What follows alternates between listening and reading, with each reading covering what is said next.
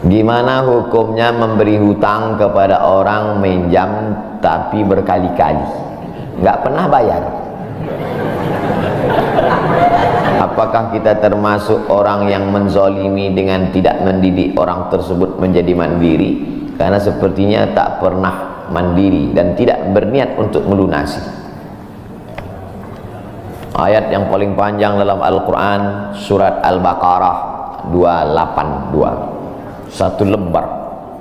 Bukan tentang puasa, bukan tentang sholat, bukan tentang baca Quran, bukan tentang zikir, tapi ayat yang paling panjang tentang bayar hutang.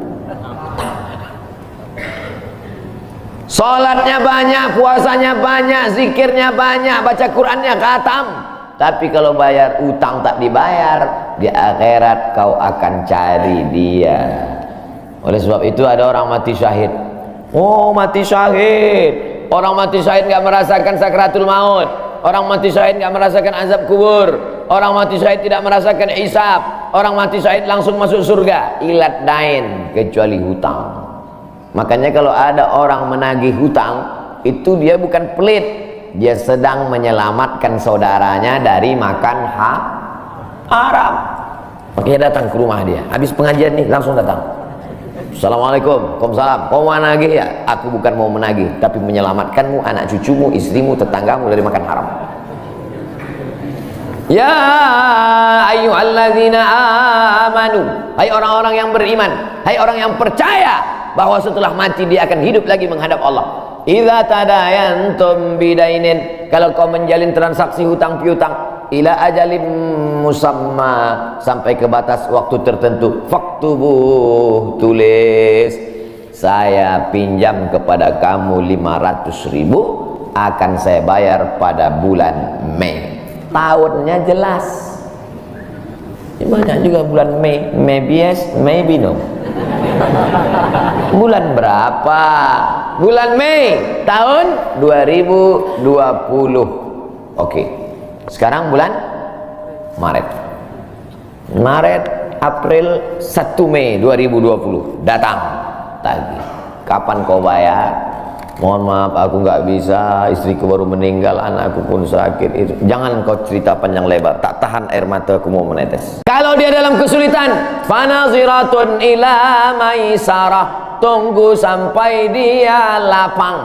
Maisarah artinya lapang, tunggu sampai dia lapang. Setelah dia lapang, datang lagi bulan Juni. Kapan kau bayar? Aku belum bisa. Nampaknya lebih banyak ongkos minyak aku daripada uang yang kutagih. Yang paling bagus, wa anta saddaqu khairul lakum, kau sedekahkan itu lebih baik.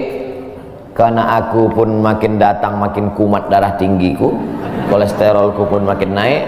Jadi untuk yang 500.000 itu ku sedekahkan aja, ambil. Tapi yang menghafal ayat ini yang ngasih pinjaman, bukan yang minjam. Sekarang banyak salah hafal, yang minjam pula yang hafal. Begitu kita tagih, kapan kau bayar? Wa anta saddaqu khairul lakum, kau sedekahkan itu lebih baik. Itu ayat aku, ayat kau 8282. Banyak sekarang orang salah hafal ayat. Jadi dalam Islam hutang piutang adalah ajaran tolong menolong tertulis dalam Quran, namanya fikih muamalah. Ada fikih ibadah, sholat, zakat, puasa. Ada fikih jihad, jihad fisabilillah. Ada namanya fikih muamalat, hutang piutang, gadai menggadai, pinjam meminjam, murabahah, mudharabah, bagi hasil. Maka hutang piutang ini cara tolong menolong, jangan sampai dihilangkan. Tapi kalau tidak mendidik, maka Islam bukan agama yang memanjakan orang. Ada anak yang kurang ajar kepada orang tuanya. Bagaimana caranya berbakti kepada orang tua yang telah wafat? Apakah anak ini masih dapat ampunan Allah Subhanahu wa ta'ala? Datanglah seorang bapak mengadu kepada Umar bin Khattab. Assalamualaikum Khalifah Amirul Mukminin Umar bin Khattab. Waalaikumsalam. Ini anak saya kurang ajar, tolong dihajar dulu. Kata Umar bin Khattab orangnya bijaksana, dia tidak mau main pukul. Dia tanya dulu, kenapa kau kurang ajar pada bapakmu? Hai Umar bin Khattab, kata anaknya, ya, apakah seorang anak itu punya hak terhadap bapaknya? Ya. Apa hak anak? Mencarikan ibunya yang solihah, memberikan nama yang baik, memberikan makanan yang halal. Itu hak anak. Kata anaknya, ibuku tidak baik, makanku tidak halal, namaku pun tak baik. Apa kata Nabi kepada bapaknya? Apa kata Umar kepada bapaknya? Laqad aqaqtahu qabla an ya'aqqa alaik. Sebelum anakmu durhaka kepadamu, kau sudah durhaka duluan kepada anakmu. Jadi kalau begitu, ada anak durhaka, ada bapak ini jangan sampai anak bapak tahu. Nanti dia pulang, anak durhaka kok. Dia senyum, kau bapak durhaka. Ibunya tak baik, namanya tak baik, makannya tak baik. Kasih dia nama yang baik, kasih dia makan yang halal. Kadang-kadang kenapa otaknya tak lurus? Karena makannya tak halal. Dikasih dia makan riswah, makan sogok, makan haram. Kenapa kau kasih makan haram? Gimana lah Pak Ustadz, yang haramnya aja pun payah. Astagfirullah. Allah sediakan alam semesta begitu banyak yang halal. Kenapa kau kasih dia makan haram? Jangan pernah kasih anak makan haram. Pesan kakek saya, datuk saya, kalau bahasa kampungnya grandfather. Cucuku 40 orang, yang satu ini jangan sekolah umum. Maksudnya saya tak dikasih sekolah umum, maka saya tak pernah sekolah umum. Sekolah ibtidaiyah, sanawiyah, aliyah, al-azhar, Maroko, Sudan. Tak pernah sekolah umum. Cucuku yang ini jangan sekolah umum, jangan kasih makan haram, nanti otaknya gelap. Cucuku yang ini jangan kalian kasih makan haram, nanti otaknya gelap. Pesan itu disampaikan almarhumah mak saya ke saya. Kau pun nanti anak kau jangan kau kasih makan haram, nanti otaknya gelap. Kalau sudah otak gelap, tak bisa membedakan mana tiang mana orang, sifatnya kepala kita. Nah, jangan sampai anak kita durhaka gara-gara kita bapak yang durhaka.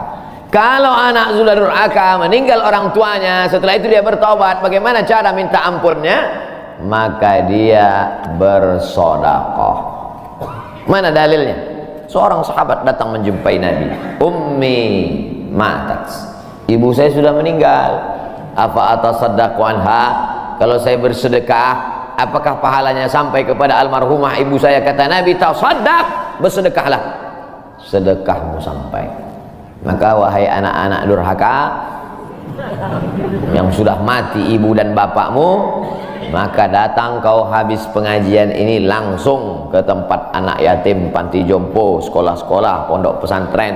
Tanya Pak Kiai, Pak Kiai, apa yang kurang di pesantren ini? WC. Karena pesantren santrinya 1000, WC-nya 2. Bayangkan panjang antriannya. Berapa yang keluar dalam celana? Saya bangunkan WC, pahalanya mengalir untuk almarhumah, maka pagi, petang, siang, malam mengalir pahalanya. Sedekah. Ayu sedekatu afdal. Apa sedekah yang paling afdal? Saqiyul ma, memberi air minum. Sedekah yang paling afdal, kasih air minum. Saya ceramah di Banjarmasin, di depan rumah seorang pejabat. Itu ada kulkas tapi nggak sampai beku, freezer. Setiap dipencet keluar air dingin. Gelasnya dikasih pakai rantai besi, takut dilarikan tukang ambil aluminium. Buat wakaf untuk almarhumah. Nah, itu bagus kan. Saya ceramah di Malaysia, di pintu masjid itu ada kotak box.